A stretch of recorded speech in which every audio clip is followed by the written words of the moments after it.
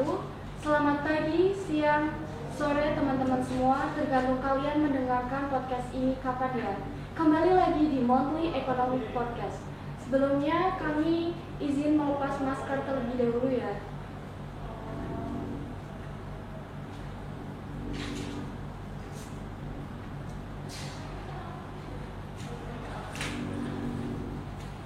Perkenalkan, nama saya Tujuani Setianingsih dari BEM Fakultas Ekonomi dan Bisnis Universitas Pekalongan.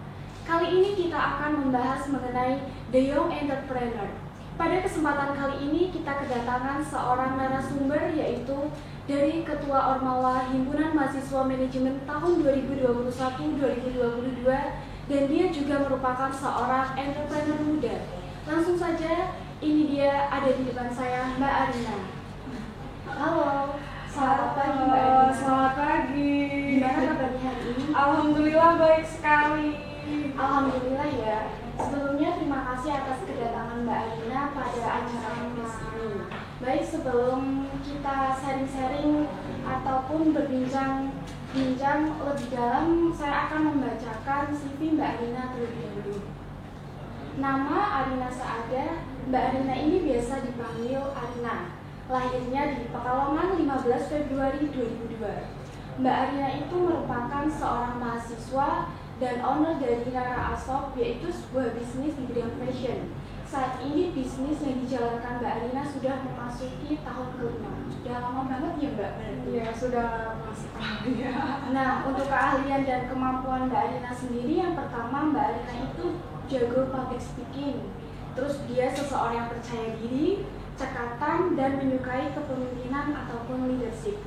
Untuk riwayat pekerjaan, Mbak Arina itu seorang owner Rara Asob bisnis fashion pada tahun 2017 sampai sekarang. Secara langsung bisnis tersebut menangani proses pembuatan produk, terus juga mengurus operasional internal untuk meningkatkan kualitas layanan, dan juga melakukan monitoring dalam penjualan. Riwayat pendidikannya saat ini sedang menempuh di Universitas Pekalongan Fakultas Ekonomi dan Bisnis, yaitu pada tahun 2020-2021 seorang anggota Himpunan Mahasiswa Manajemen, dan pada periode 2021-2022 menjabat sebagai ketuanya ya Mbak? Ya, betul sekali. Untuk SMA-nya Mbak Arina itu dari SMA Medika Pekalongan, lulusan tahun 2019. Anggota Delumskor, terus juga menjadi anggota paduan suara. Untuk minat dan hobinya, Mbak Rina itu menyukai bisnis dan tantangan. Terus dia juga menyukai traveling dan membaca. Untuk informasi kontak, ponselnya 085290122163. Untuk emailnya arinagirl0801@gmail.com. Alamatnya Desa Madukaran, Gang Kopi 3 nomor 18, Kecamatan Kedunguni, Kabupaten Pekalongan. Itu untuk CV dari Mbak Arina. Kita langsung aja ya mulai sharing-sharing. Udah deg-degan nih. Apa ya yang mau ditanyakan, kayaknya sangat seru sekali ya. Jauh seru. By the way, dengar-dengar selain aktif di organisasi, Mbak Arina saat ini juga lagi sibuk dengan bisnisnya. Apakah itu benar, Mbak? Sangat benar sekali. Kalau boleh tahu bisnis apa nih yang lagi dijalankan saat ini? Jadi pertama aku mau jelasin dulu. Aku ada kerja bisnis fashion. Kalau sebelum pandemi ini aku ada penjualan online dan offline. Nah, jadi gini, karena aku kan seorang mahasiswa juga ya. Yeah. Jadi pembagian waktunya itu ya agak susah. Seorang mahasiswa juga di organisasi ya. Jadi kalau siang itu biasanya dari pagi sampai sore itu aku ngurusin kuliah dulu. Nah, kalau malamnya nih yang jam tidurnya berantakan banget. Kenapa? Soalnya aku kan, karena aku di rumah ada bisnis online, otomatis kan aku harus ngurusin entah itu dalam pembukaan atau apapun itu. Jadi aku kadang kerja itu bisa sampai jam 12 malam, bisa sampai jam 3 pagi. Itu biar besok paginya itu bisa ngirim barang gitu. Soalnya kalau misalkan aku kayak karena kalau pagi sampai sore kan aku kuliah. biar kuliahnya nggak terganggu, jadi untuk kerjanya kalau malam. Tapi alhamdulillah ada adekku sendiri yang jadi adminnya ya, bisa bantuin. Jadi kalau misalkan pagi-pagi atau sore-sore kayak aku masih kuliah bisa dihandle sama adekku. Nah untuk kerjaanku sendiri itu aku bisnis online. Untuk mengawali bisnis itu aku sebenarnya penjualan celana jeans. Jadi dulu itu aku kalau penjualan itu ngambil di orang dulu pertama kali. Berarti kayak jadi reseller gitu? Ya semacam itu, tapi karena tetanggaku sendiri, jadi nanti bayarnya nanti setelah barangnya terjual gitu. Iya. Terus kalau untuk sekarang alhamdulillah udah bisa produksi sendiri, terus penjualnya sekarang udah ditambah dasar. Untuk dasar itu kayaknya udah 2 tahun. Kalau celana jeans udah dari 2017. Berarti itu punya karyawan banyak ya Mbak? Iya, ada bagian packingnya, ada bagian admin. Kadang kayak berhubung masih pandemi kayak gini kan aku masih kayak bisa ngurusin sendiri. Ada adekku. Kalau sebelumnya itu aku punya karyawan 3. Itu bagian packing, terus admin. Karena kan adekkunya sekolah. Yang satunya itu bagian untuk keuangan gitu. Selebihnya itu diurus sama Mbak Arinanya sendiri. Iya, betul sekali. Nah itu waktu awal ngejalanin bisnis, awalnya orang tua itu mensupport apa enggak sama Mbak Arina? Sangat mensupport sekali. Soalnya jadi kalau orang tuaku itu gini, kalau aku kerja ikut orang malahan kayak nggak boleh. Tapi aku udah pernah nyoba kerja ikut orang. Pertama juga aku pernah kerja di salah satu mall. Pernah kerja juga di salah satu toko emas, tapi kayak nggak bertahan lama. Kenapa? Soalnya orang tua itu kayak mensupportnya itu biar aku punya usaha sendiri kayak gitu.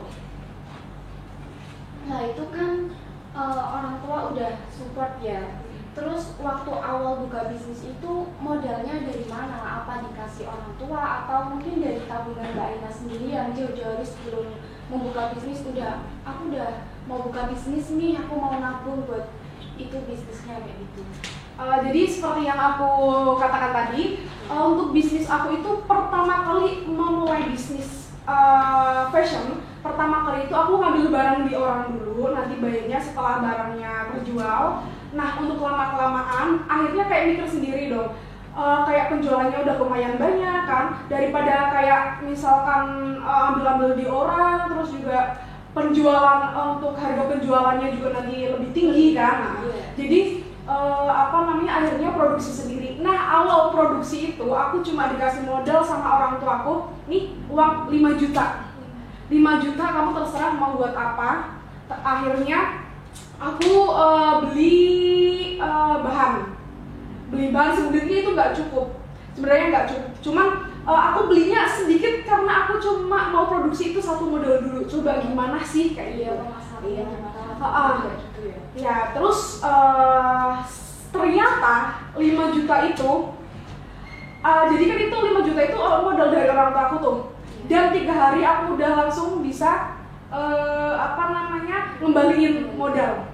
Luar biasa ya. Soalnya jadi gini, pemasaran kita itu harus tahu, karena kan di Pekalongan sendiri kan yang banyak ya produksi celana jeans, daster kayak gitu kan. Nah kalau kita penjualan ke orang Pekalongan sendiri kan mungkin harganya ada yang lebih murah, mungkin harganya ada yang intinya saingannya banyak gitu lah. Jadi target aku itu bukan ke orang Pekalongan. Berarti di luar kota Pekalongan kayak gitu? Luar kota, ya. Pertama aku penjualan itu ke daerah Aceh sama ke Papua. Pertama kali. Jauh sekali. Iya, pertama kali aku ke daerah itu. Kenapa? Kalau di daerah luar pulau, apalagi kayak yang daerah-daerahnya jarang sekali untuk produksi kayak gitu, itu kita bisa ngejual dengan harga yang lebih tinggi, yang cukup tinggi. Kalau di kita mah di Pekalongan sendiri kalau aku ngejual, ya hargaku ikutannya mahal, termasuk mahal. Tapi kalau aku ngejualnya kayak ke daerah Papua, ke daerah Sumatera, Kalimantan, ya it's okay ya. Iya. Produksi kayak gitu ya Mbak? Iya benar sekali. Jadi akhirnya aku 3 hari udah bisa ngembaliin modal. Terus abis itu aku langsung produksi lebih banyak lagi. Karena dalam 3 hari itu, tahu nggak? Aku dari modal 5 juta dapatnya berapa? Berapa? Dapatnya 11 juta. itu 2 kali lipat, Iya. balik modal, terus juga dapatnya itu keuntungannya. Iya benar banget, karena kalau kayak aku kasih tau nih, untuk lusinan aku kalau ngejual kan grosir ya, awal itu kalau pas waktu aku ngambil di orang itu aku ngejualnya ecer, tapi setelah aku produksi aku jadi bisa nge-stok ecer, bisa nge-stok grosir juga, iya. Nah apa namanya, kenapa sih kok bisa dari 5 juta jadi 11 juta? Karena aku ngejualnya grosir. Nah aku itu kalau celana jeans mungkin di Pekalongan semuanya biasanya kalau ngejual grosiran celana jeans itu biasanya lusinan. Nah untuk lusinan celana jeans sendiri itu aku ngejual, kalau aku ngejual sama orang Pekalongan itu biasanya 650 per lusin. Per lusin itu 12 pieces ya. Iya. Tapi kalau aku ngejual ke daerah yang luar pulau aku bisa ngejual 750 per lusin. Berarti bandingannya 100.000 dong, daripada aku ngejual ke orang Pekalongan sendiri, mendingan aku ngejual ke luar kota. Iya. Lah ini kan dari awal mulai bisnis sampai sekarang itu omset yang didapatkan kira-kira selalu stabil, naik turun atau bahkan selalu naik terus nih Mbak ya. Jadi yang paling aku seneng itu gini, biasanya kalau musim pandemi itu kan penjualan mungkin pemasukan agak berkurang ya. Yeah. Tapi yang di sini aku lebih suka lagi ketika pandemi malahan omsetnya malah naik. Kenapa? Karena aku penjurusannya ke online. Emang udah dari 2017 itu aku lebih ke online gitu. Jadi kontak WA aku itu udah ada 10.000 lebih. Nah, jadi aku tinggal upload aja. Kalau dulu mungkin tahun lalu itu masih 5 ribuan sekian. Kalau sekarang kontak WA itu udah 10.000. Sampai HP-nya udah nggak muat. Foto-foto udah ada 12.000 foto. Jadi udah banyak sekali. Jadi sampai kayak mikir kayak butuh HP tambahan gitu. Terus apa namanya? Tadi sampai mana? Itu butuh HP tambahan. Ya. Terus seperti tadi yang dibilang, omset untuk kalau sebelum pandemi itu per minggunya 10 juta. Iya, itu per minggu ya. Per minggu, tapi ya kadang ada naik turunnya sedikit, paling 8, 10, 11, 12 kayak gitu. Tapi untuk pandemi itu bisa 15, bisa 20. Itu yang celana jeans aja ya, belum yang dasar. Iya, belum yang dasar. Jadi kalau ada yang nanya, kamu produksi itu pakai uang orang tuamu atau pakai uangmu sendiri? Pakai uang aku sendiri. Karena udah dari awal itu aku udah dikasih modal. Iya. Seperti itu. Tapi ya yang namanya kita kan maksudnya sharing ya sama orang tua. Jadi orang tua aku produksi, akunya juga produksi. Kayak gitu. Jadi kalau sekarang itu aku produksinya dasarku sendiri. Kalau yang celana jeansnya itu orang tua yang produksi kayak gitu. Oh, berarti pemodalnya Mbak Rina yang dasar, orang tuanya Iya, tapi yang ngejualin aku semua. Iya. Nah, untuk tadi kan dikatakan kalau pemasarannya itu lebih ke online. Nah, tapi untuk pemasaran sendiri ada yang offline juga apa enggak? Ada banyak banget kok. Kemarin juga hari apa ya, itu ada dari customerku yang dari Kalimantan, itu ada yang datang ke rumah. Kebetulan jadi gini, tahu ini yang pasar di Tegal Gubuk? Oh iya, Nah itu aku kan punya customer di situ. Nah customer itu dari Kalimantan, kan mereka kayak punya punya ruko ataupun di situ. Nah kemarin itu mereka minta datang ke rumahku karena mau lihat barangnya secara langsung. Jadi kemarin hari apa ya, aku lupa, itu ke rumah aku. Jadi aku itu sebenarnya lebih seneng kalau ada kayak customer yang datang ke rumah sih. Lebih seneng, soalnya mereka juga lebih bebas ya mau pilih barang apa. Cuman kekurangannya kalau misalkan mereka langsung datang ke rumah, kadang barang itu belum tentu hari itu ready banyak. Iya. Kalau misalkan kayak online kan mereka pesen, mereka transfer, baru kita buatkan barang kan. Jadi barangnya udah pasti nanti sekali kirim langsung banyak kayak gitu kan. Kayak sistemnya kayak pre-order kayak gitu ya? Iya, kalau misalkan kayak pemesanan lebih kayak celana jeans lebih dari 20 lusin itu harus pre-order dulu. Terus karena kita produksi sendiri kan, jadi mereka mau request model kan juga bisa. Biasanya kalau customerku itu pada requestnya, Mbak, aku minta tolong buatin ini.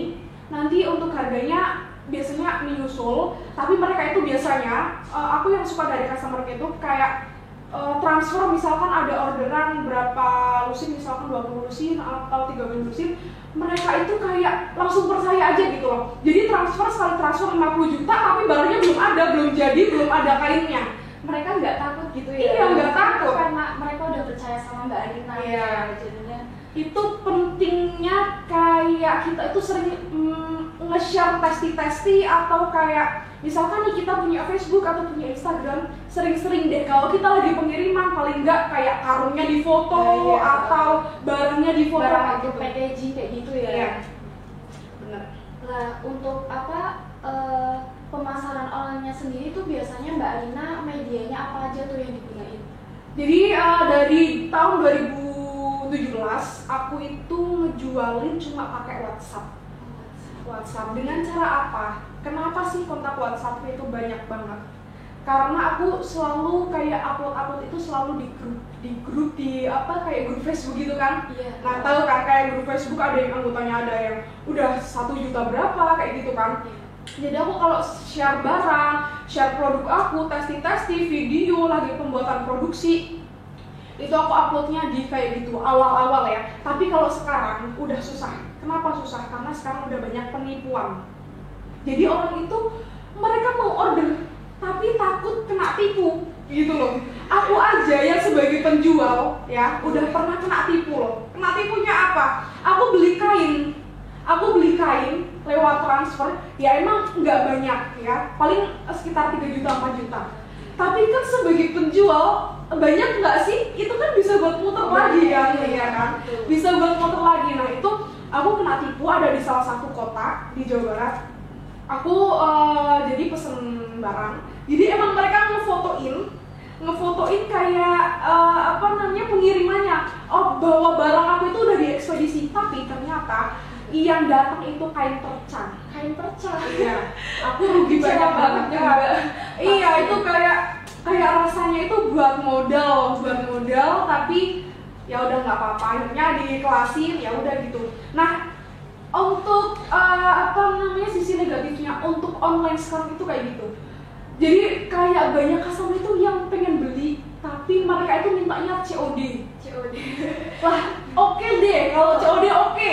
Aku area terdekat gitu. Iya nggak apa-apa. Lah kalau misalkan areanya jauh udah ongkirnya mahal, nanti kalau barangnya pulang aku yang rugi ongkir. Iya. Udah pernah kejadian kayak gitu berkali-kali. Aku juga udah pernah nerapin sistem COD, tapi untuk sekarang aku udah nggak pernah nerapin lagi karena itu. Aku pernah kayak kemana ya, ke daerah Tarakan daerah perbatasan Malaysia. Oh, Malaysia. Nah itu aku ngirim barang ke situ. Ongkirnya itu sekitar 200 sekian. Nah pas waktu hari itu orangnya nggak di rumah. Dan ekspedisinya pun udah ngehubungin ke aku, barangnya pulang. Nah itu yang ngebuat aku kayak aduh udah gak mau nerapin COD lagi deh. Tapi itu setelah barangnya balik lagi, orangnya itu kan nggak di rumah, itu customernya ngubungin Mbak Arinanya lagi apa enggak? Ngubungin, dia bilang minta maaf tapi kan udah gak bisa gitu dong. Aku udah rugi. Aku kalau penjualan itu aku orangnya tegas kok. Jadi kalau misalkan ada yang kayak gitu, aku langsung blok, atau kalau misalkan mereka order lagi udah aku pin. Jadi mereka itu udah nggak bisa kayak order lagi.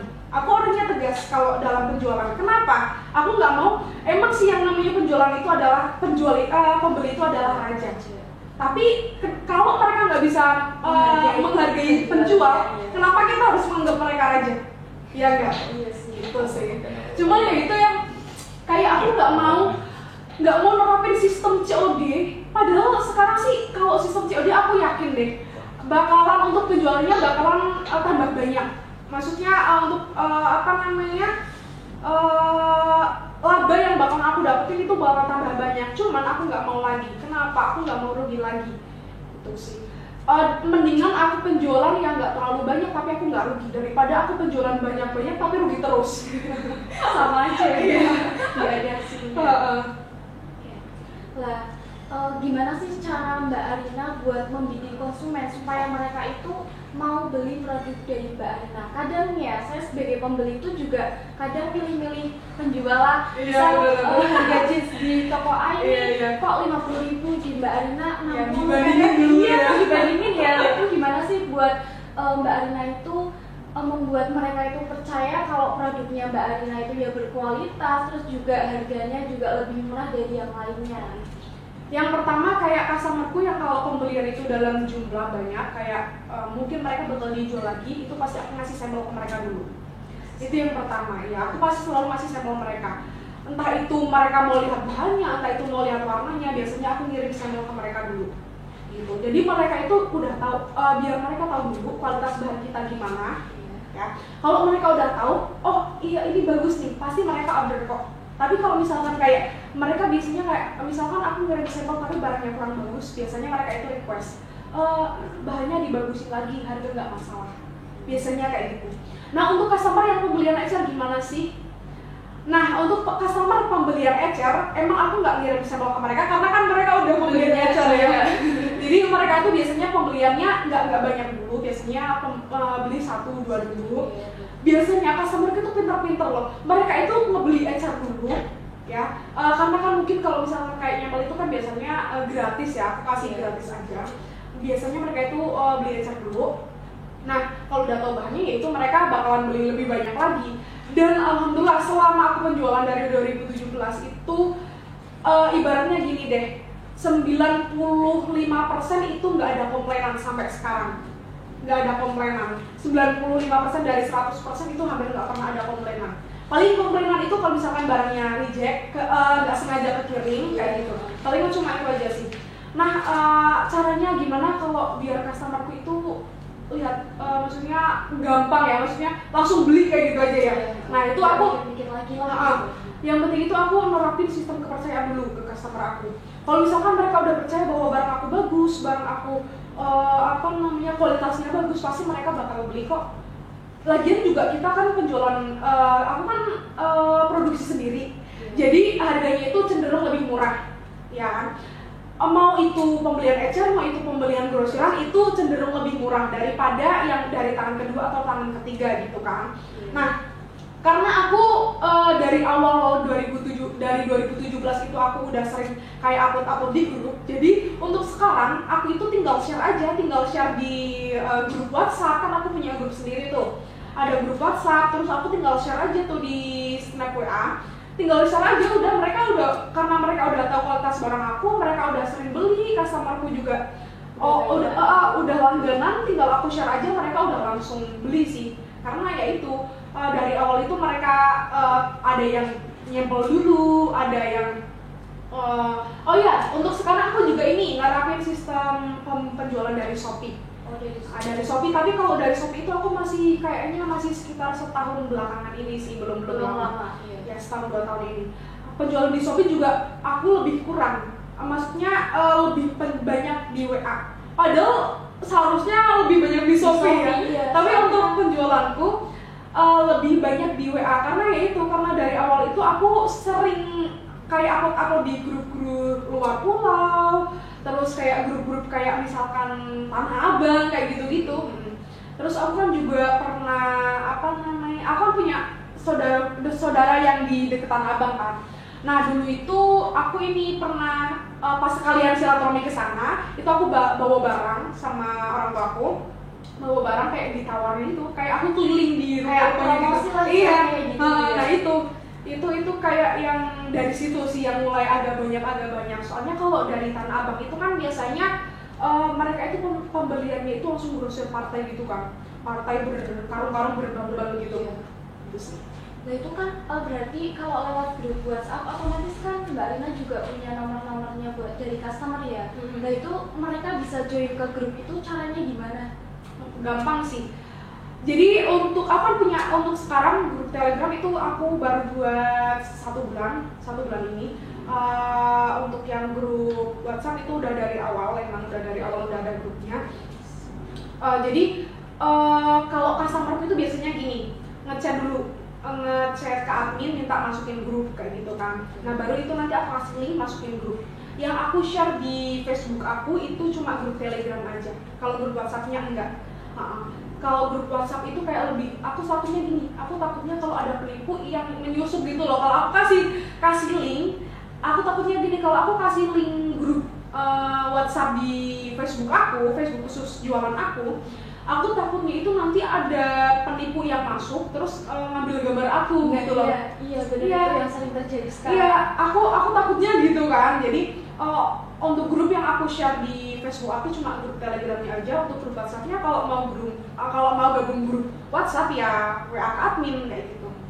Tapi pernah nggak kayak ada apa ya, penyusup udah berhasil masuk lah terus ambil gambar dari Mbak Arina? Udah ada dua. Tahu nggak?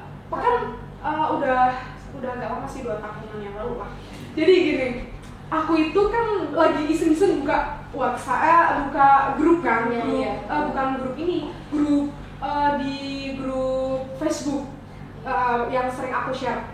Loh, kok ada foto aku viral? Ternyata mereka pakai foto aku, pakai gambar akunya yang viral, akunya diviralin, padahal itu bukan aku. Di situ juga tertulis nomor WhatsApp-nya beda kan. Cuma mereka pakai foto aku, pakai foto pribadi aku. Jadi profil penipunya itu pakai foto profil aku, gambar aku sendiri. Terus foto produknya itu pakai yang ada di grup yang sering aku share di grup. Gitu. Nah, terus di situ juga aku bilang ke admin grupnya. Kebetulan aku juga udah kerja sama admin grupnya. Jadi aku bilang ini minta tolong, ini bukan aku pokoknya ngejelasin ke admin grupnya. Aku kan takutnya nanti soalnya kan aku sering nge-share foto barang di grup itu kan. Aku takutnya nanti kalau barang aku kiranya aku penipu gitu kan, salah gunakan orang lain gitu. Ya, makanya aku bilang sama grup adminnya ya dijelasin kayak gitu. Terus alhamdulillah adminnya itu ngebantuin, ternyata ini bukan. Jadi kayak adminnya itu ngasih kayak rules gitu, pengumuman untuk kayak belum tentu yang foto ada di profil penipu itu bukan tentu itu penipunya. Biasanya penipu itu ngambil foto orang lain. Kayak adminnya itu masih pemberitahuan kayak gitu. Terus di postingan yang tadi ngeviralin aku itu aku ikut komen. Jadi aku ngejelasin itu bukan aku, kayak aku bantu komen juga. Alhamdulillah ya, karena aku kan sering banget di share di Facebook itu ya. Customerku pada ngebantuin aku, bener-bener kayak dapat support system lah dari customer gitu ya. Iya, aku suka sama customerku tuh kayak ngebantuin aku gitu loh. Di grup itu mereka kayak ikut nimbrung di di komentar. Kak Arina kan, kalau aku itu terkenalnya Rara ya, karena kan nama all-shop aku Rara Ashop kan. Kak Rara, ini kok amanah kok gini dibantuin kayak gitu. Iya, karena customer itu emang banyaknya dari yang dari grup itu kayak gitu. Jadi sama-sama mereka juga bantuin lah. Iya, ngebantuin alhamdulillah. Nah, buat selama ini dari awal Mbak Arina ini buka bisnis, terus ada nggak kendala-kendala yang dihadapi dan gimana sih cara Mbak Arina buat menyikapi hal tersebut? Banyak banget. Kayak contohnya sekarang harga kain naik. Luar biasa. Pusing banget. Yang pertama itu kalau masalah kain naik belakang lah. Yang pertama itu kayak itu yang tadi aku sebutin, pernah kena tipu. Padahal aku penjual, tapi padahal gini, kendalanya itu nggak cuma kayak aku nyari barang aku ketipu, tapi juga gini, ketika aku share kayak misalkan barang dagangan aku share di grup, terus mereka itu ada yang mau misalkan sama barangnya, mereka itu ngasih nomor WA di komen postingan aku. Nah, salahnya mereka itu ngasih nomor WA di postingan aku itu. Nah, akhirnya kita belum sempat ngebales, kita belum sempat chat mereka belum sempat chat kita, mereka udah direkap sama penipu dulu. Iya, kalau misalkan kayak nominalnya sedikit nggak apa-apa ya, nggak masalah. Lah kalau nominalnya mungkin kan karena customer itu kadang ada yang buat modal, emang khusus nyisihin uang buat modal gitu kan, udah uangnya buat modal, mau order yang sebenarnya kita amanah tapi ternyata direkap sama penipu. Akhirnya customerku ikut kena tipu. Nah itu aku yang berarti udah puluhan deh kalau itu, udah terlalu banyak. Karena nah itu makanya kalau sekarang kalau aku posting itu jangan kasih nomor WA di Facebook, jangan kasih nomor WA di postingan, pokoknya harus langsung WA ke aku kayak gitu. Nah untuk kendala yang kedua, kita udah ngasih rekaman ke customer nih, ternyata si customernya ngasih bukti transferan palsu. Nah aku kasih tips ya. Untungnya nama aku ada koma atas, Arina Sa koma ada gitu kan. Nah kalau entah itu di nama rekening atau di apa, koma itu jadi spasi, ya enggak? Iya. Nah makanya aku kayak untungnya namanya ada komanya. Jadi kalau kalau penipu yang nggak tahu, mereka itu bakalan tanpa hurufnya itu dia masih kayak Arina Sada ada koma atasnya kayak gitu. Kalau nggak ada koma atasnya tapi nggak ada spasi, jadi nggak perlu aku lihat cek mutasi di m-banking aku udah tahu ini bukti transfer palsu, ya udah aku langsung blok. Aku nggak itu langsung blok udah. Aku nggak perlu lihat bukti mutasi, cek mutasi di rekening orang, itu aku nggak perlu. Karena jelas, ya, udah jelas, udah sangat jelas. Jadi kita juga sebagai penjual juga harus pintar-pintar. Aku itu udah ngalamin udah berpuluh-puluh kali, pokoknya udah banyak, udah sering banget. Nah ada satu customer yang aku teledor banget. Itu sebelum awal-awal aku buat rekening ya, jadi itu customer tuh udah sering order, udah 5 kali order. Dan sekali order itu minimal pembelian mereka 500.000 minimal ya. Nah mereka tuh udah order 5 kali. Ternyata apa? Pas ketika mereka transfer itu kan bukti transfernya aku udah tahu itu nggak masuk, tapi aku dapat ngirim barang. Kayak aku mikirnya mungkin ini nanti biasanya kan ada kendala sinyal kan. Biasanya masuknya nanti sore atau beberapa jam lagi kayak gitu kan. Nah itu ternyata udah berkali-kali, udah berlima kali, udah kayak 5 kalian gitu. Aku baru sadar ternyata jadi gini. Mereka itu sistemnya kayak punya 2 HP gitu loh. Nah HP satunya itu yang buat bukti transfernya di foto. Jadi foto HP-nya gitu loh. Jadi gambarnya itu gambar transfer tapi di foto HP-nya bukan screenshot. Nah itu yang kayak ini kesalahannya. Terus aku pas waktu aku tahu kan itu udah 5 kali orderan tuh, itu juga udah hampir setengah tahun itu aku baru tahu. Nah pas aku lihat aku perbesar, ini kok kayaknya nggak masuk terus kayak gitu kan, nggak masuk terus. Ternyata pas waktu aku rekap udah rugi sekitar 5 juta. Tapi itu satu orang. Jadi ya ada suka nggak sukanya sih kalau online itu. Tapi ya alhamdulillah untuk sekarang kayak adekku juga udah tahu kalau misalkan kayak ada orderan masuk, ada transferan masuk, itu langsung cek mutasi. Kalau misalkan mutasinya belum kayak transfernya belum masuk, ya biasanya adekku itu nulis dilingkarin kayak gitu. Kalau misalnya aku nunggu 24 jam ya, 24 jam deh sehari ya, mungkin sehari. Kalau misalkan sehari itu nggak masuk ya udah coret blok. Nah ini kan Mbak Rina saat ini lagi sibuk dengan usahanya, terus apalagi saat ini menjabat sebagai ketua Himamen.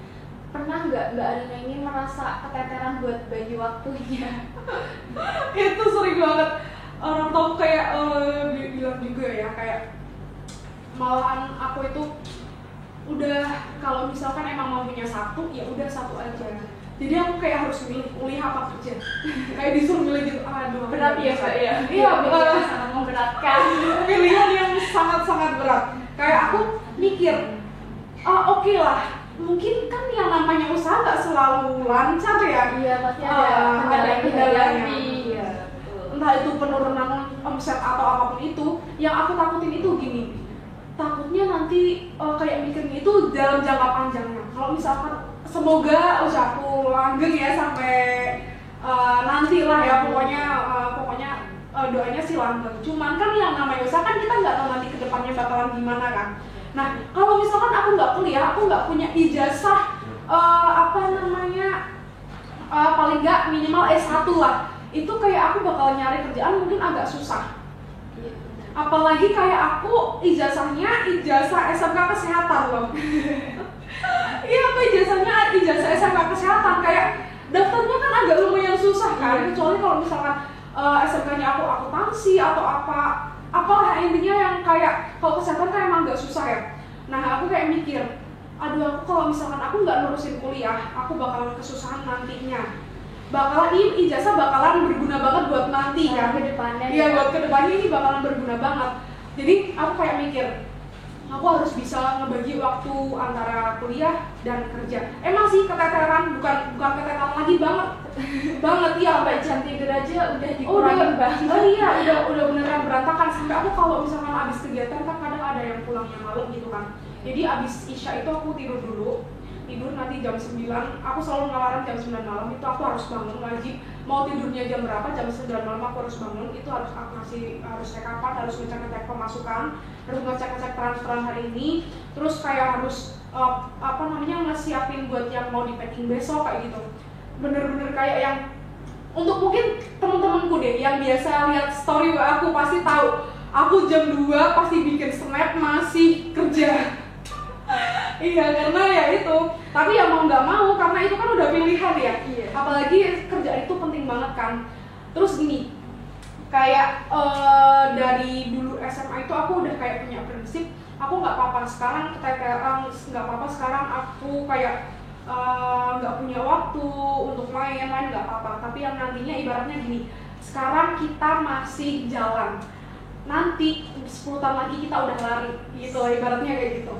Nah makanya aku kayak alhamdulillah orang tua aku kan support banget kan untuk kerjaan aku. Jadi kayak ya alhamdulillah kayak kerjaannya alhamdulillah lancar, walaupun kadang ada kendala-kendala. Kuliahnya juga lancar ya. Tapi ya itu kadang kayak adekku kan nggak 100% di rumah terus kan, karena adekku juga masih SMK. Ya masih SMK kelas 12, jadi agak ada kesibukan juga kan, kadang adekku juga sekolah. Terus untuk saat ini aku emang nggak ada untuk saat ini ya nggak ada karyawan, karena emang kan udah ada adekku. Sebenarnya sih ada, cuman kayak aku mikir belum perlu, karena aku masih bisa ngerjain sendiri kan. Aku juga kayak takutnya itu mereka kurang teliti, soalnya kalau karyawan itu kan otomatis bawa HP-ku terus, kayak harus HP-ku itu nggak boleh yang namanya ditinggal, itu nggak boleh, harus standby. Kalau ada customer harus fast respon, gercep kayak gitu. Iya, harus gercep, harus fast respon. Aku otomatis gini kan, kalau karyawan aku pulang otomatis harus bawa HP aku kan. Walaupun nanti aku bisa pantau lewat komputer, bisa lewat laptop, tapi kan aku tetap harus mantau terus kan. Ya aku takutnya kayak yang terjadi kayak ada penipuan, ada bukti transferan masuk tapi nanti ternyata penipu gitu kan. Nah aku takutnya mereka kurang teliti. Jadi emang sering juga kayak karyawan aku itu kayak kalau kerja kan aku kayak di deadline gitu loh. Ini kita jam 8 malam harus udah kirim barang, wajib. Jadi kita itu ngirim barang, kurirnya datang ke rumah gitu, karena kurir itu datangnya selalu jam 8 malam. Jadi jam 8 harus selesai. Jadi kalau misalkan orderan kayak 40 pieces, 40 paket, 50 paket kayak itu, hari itu udah harus terselesaikan. Siap semua kayak gitu ya. Makanya semua customer aku itu aku batasin minimal maksimal transfer jam 5 sore. Sampai jam 5 sore nggak transfer barang aku kasih ke orang. Itu prinsip aku jadi penjual itu emang agak tegas sih sama customer aku. Makanya kayak customer aku itu sering, "Mbak, ini penipu bukan ya? Soalnya kalau diburu-buru." Iya, soalnya zaman sekarang udah nggak kayak zaman dulu lagi. Aku ini kok ngalamin kayak yang online itu agak slow, nggak seprihatinnya sekarang lah. Nah kalau sekarang kan aku harus ngecek mutasi segala macam, akunnya bener-bener harus ngecek terus kayak gitu kan.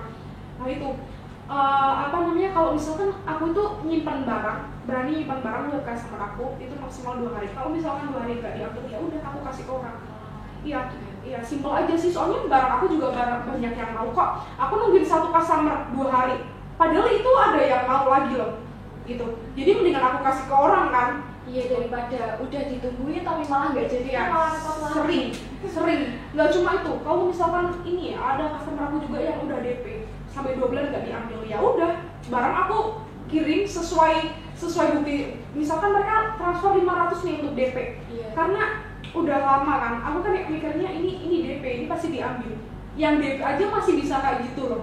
Iya, yang DP aja masih bisa nggak diambil selama 2 bulan.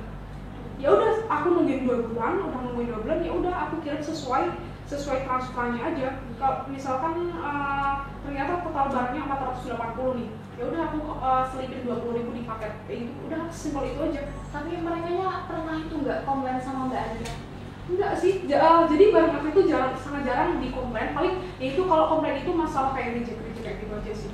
Reject atau aku ngirim barangnya kurang, itu sih paling sering. Kalau alhamdulillah kalau untuk sampai sekarang paling ini kadang pola celana jeans itu kan karena aku menjualnya jeans street ya, jeans street itu yang melar, yang hanya melar. Itu kan kadang polanya agak kecil. Jadi kayak pola celana jeans itu ada pola kecil normal sama pola besar. Nah, pola celana jeans itu aku itu cenderung pola celana jeans yang kecil. Jadi kayak nggak sesuai sama size-nya. Kayak aku aja bisa pakai size 32. Padahal kalau untuk yang normalnya itu aku pakai size 27 28 bisa. Malah aku bisa pakai yang kayak size 24 25 itu aku masih bisa pakai gitu lah. Cuman ya itu seringnya kendalanya gitu aja sih kalau aku. Kalau dari saya sendiri tuh kadang kan takut banget buat mulai bisnis. Kadang ya itu mikir 2 kali lipat lah. Kadang ini kalau aku bikin produk kayak gini kira-kira ada yang mau beli apa enggak ya. Nah itu boleh dong Mbak Rina bagi tips buat seperti orang kayak saya, terus para remaja lainnya sekarang pengen mau mulai buat bisnis biar mereka itu nggak takut lagi. Jadi kalau prinsip aku dari dulu, jangan takut gagal, ya. Gagal itu nggak apa-apa, yang namanya kita mengerjakan sesuatu itu ya kalau gagal ya nggak apa-apa, itu wajar, hal yang wajar. Kenapa sih ada gagal itu? Ya biar kita bisa berjuang lagi, biar kita bisa maksimal, biar kita bisa ngelakuin hal itu dengan maksimal, biar nggak gagal. Ibaratnya kan kayak gitu ya. Gimana caranya biar ini aku nggak gagal lagi kayak gitu kan? Kayak aku juga dalam dunia usaha juga udah bolak-balik, kadang di bawah, kadang di atas, udah bolak-balik kayak gitu. Dalam memulai usaha juga aku udah kena tipu, udah apa? Ya nggak apa-apa, itu yang namanya resiko usaha, resiko bisnis itu emang kayak gitu. Yang namanya uang aku ada di kas hampir 50 juta sampai sekarang udah berarti udah hampir 3 tahun. Ya ada. Kas sampai aku dari salah satu kota dari Jakarta kan kota ya. Salah satu dari Jakarta itu ada itu aku yang jual, tapi kan barang punya ayah aku kan. Iya. Nah tapi kan kayak 50 juta loh, nominal yang sangat besar. Di sini bukan membicarakan masalah sombong atau enggak sombong, tapi nominal 50 juta bagi seorang pembisnis, bagi seorang usaha itu bisa buat paling nggak DP rumah lah, DP mobil bisa ya. Iya. Kalau nggak buat investasi usaha lainnya kayak gitu ya. Itu kan bisa buat beli kain lagi, beli barang lagi kayak gitu kan. Makanya untuk sekarang aku kalau sama teman-teman aku, terutama teman-teman terdekat aku sering bilang, kamu kalau punya cita-cita itu kayak biasanya kan ini, cita-cita pengen jadi pegawai bank, kalau aku enggak. Jadi gini, kamu kalau punya cita-cita sekalian yang tinggi aja, minimal yang punya bank, aku bilang gitu kan. Enggak, maksudnya gini, minimal gini deh,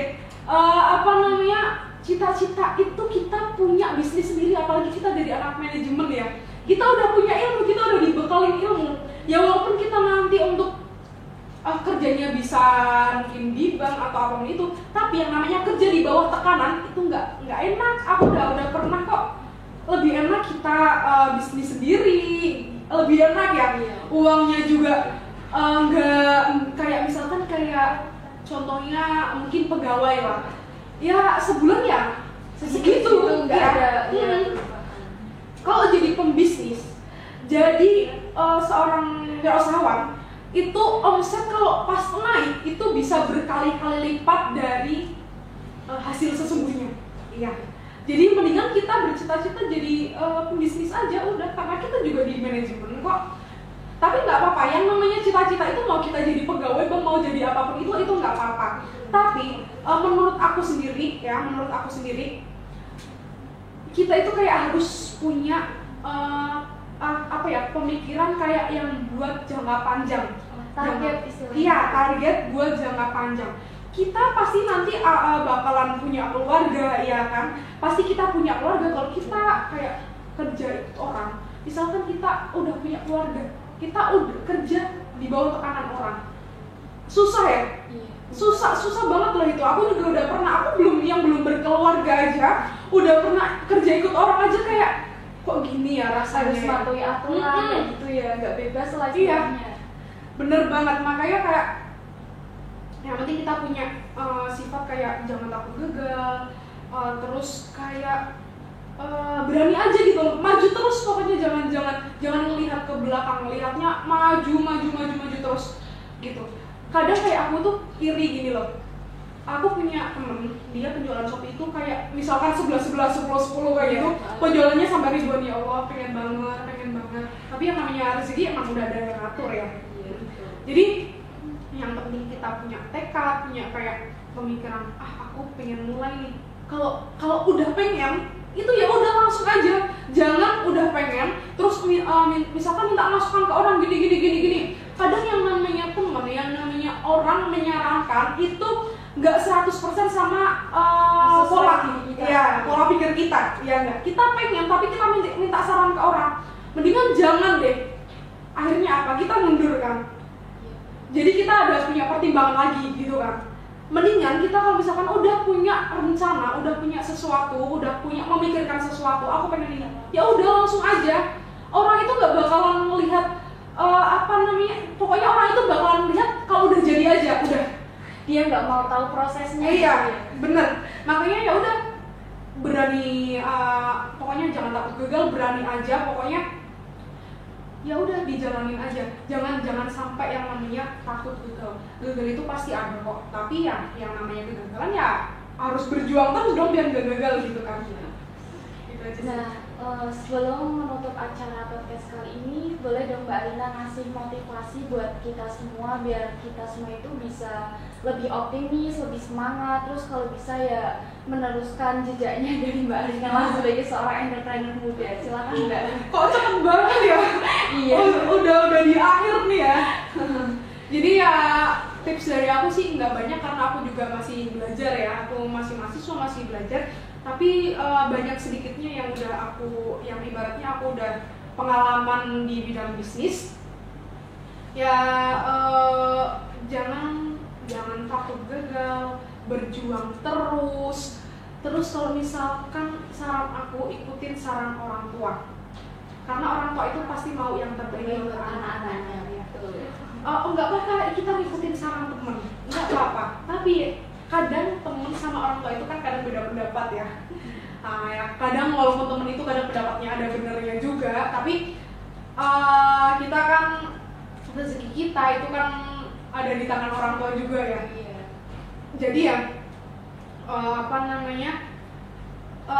setidaknya kalau kita mau apa-apa izin ke orang tua dulu. Misalkan aku mau buka usaha ini ya, tolong doain biar gini gitu. Itu tips aku dari dulu sampai sekarang. Aku kalau misalkan kayak lagi sambil curhat nggak apa-apa ya. Nggak apa-apa. Kalau lagi kayak usahanya agak menurun sedikit, aku kayak bilang ke orang tuaku, Bu, tolong doain ini biar naik lagi kayak gitu. Tolong doain biar usahanya biar tambah bagus lagi, biar gak kayak gini. Biasanya kayak gitu, aku sering banget kok kayak gitu. Terus karena kita seorang mahasiswa, kita udah punya ilmu, apalagi kita di manajemen ya, kita udah punya ilmu, terapin aja ilmu-ilmu yang dari didapatkan dari bangku kuliah. Iya, bener banget. Kayak aku nih suka banget, alhamdulillah di semester aku itu ada yang namanya digital business. Ya, ada kuliah digital business, itu sangat membantu sekali. Jadi aku lebih tahu kayak gimana sih caranya promosi di dunia digital. aku udah nerapin sekarang. Aku terima kasih sama dosen namanya Pak Ari Margono. Itu aku makasih banget karena yang tadinya aku nggak tahu sama sekali itu aku jadi sekarang udah nerapin. Bener-bener aku udah nerapin. Jadi kayak senang ternyata aku kuliah itu nggak sia-sia. Ada manfaatnya. Walaupun aku SMK-nya di kesehatan, ya, walaupun aku SMK-nya di kesehatan, tapi ternyata aku nggak salah pilih jurusan kok. Aku di rumah punya bisnis, alhamdulillah aku nggak salah jurusan ya. Harusnya kan di kesehatan lagi ya. Apalagi aku di analis kesehatan loh.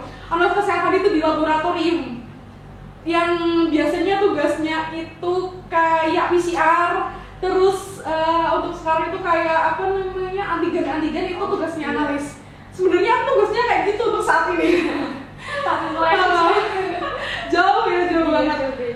Jadi ya itu, alhamdulillah aku ngerasa untuk saat ini aku nggak salah jurusan kok gitu. Jadi terapin aja ilmu-ilmu yang udah didapatin kalian, entah itu dari manapun, entah kayak aku sendiri aku nerapin dari bangku kuliah, dari orang tua, aku juga berkaca dari orang tua aku karena orang tua aku juga dari dulu juga udah usaha sendiri, udah punya usaha celana jeans kayak gitu. Pokoknya kayak tetangga-tetangga aku, saudara-saudara aku juga banyak yang produksi kayak gitu. Jadi aku juga berkaca dari mereka, aku belajar dari mereka. Setiap masukan apapun aku